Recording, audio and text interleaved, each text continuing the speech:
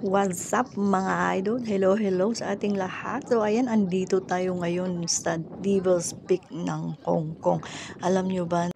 Ayon sa ating nabasa, alam nyo ba na ang Devil's Peak gets its name from the ferocious pirates occupied or once occupied the hill during the Ming Dynasty era. It is a home for the most famous pirates, Qin Ling Chong. So ayan na po yung aking nakalap, yun na lamang po. At kung gusto niyo po ng dagdag halaman is magbasa po tayo. So ayan, ang hirap mag-pronounce ng mga word at saka ang hirap magsalita. So ayan na nga.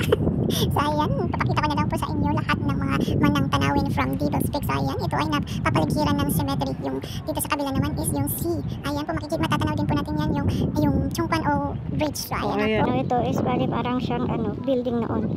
So ayan. Ito yung pinaka old ruins ng mga to. Ayan o. Ayan.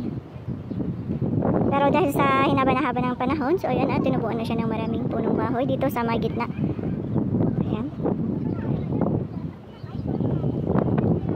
Ayan siya o.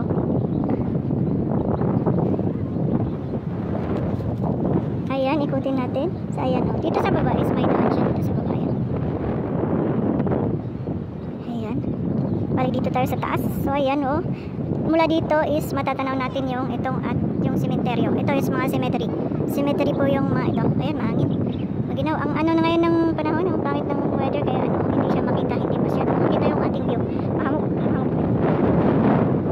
Ayan. Ayan. Balit mula dito, tanaw mo yung dagat. Ayan.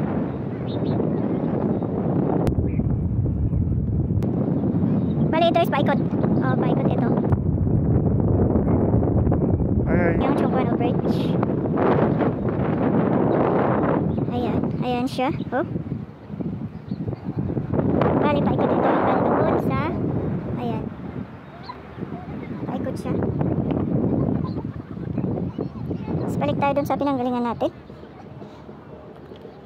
Ayan.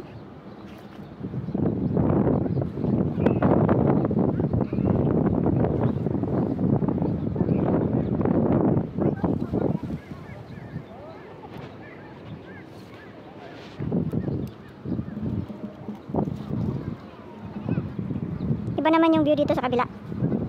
Yan o. So yan o.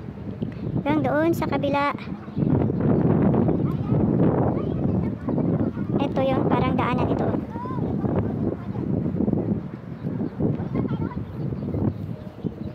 Wala kasing nakalagay na ano eh.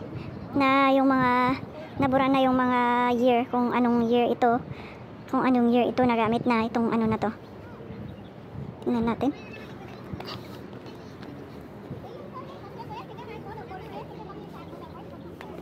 So ayan o.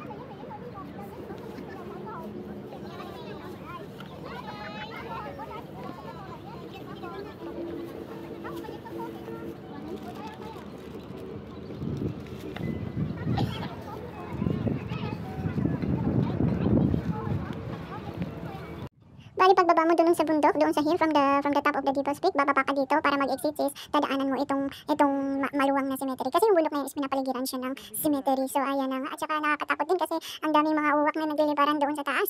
Siyempre, so creepy yung place. Saka siguro pinangalanan din na Devil's Peak. So ayan na nga. Pero napatabi-tabi po tayo dyan para lang dumaan tayo. So ayan na nga. Kung gusto niyo nang puntahan din ang Devil's Peak, feel free po kayo na puntahan yung Devil's Peak. Maganda po yung view niya. Thank you for watching. Bare.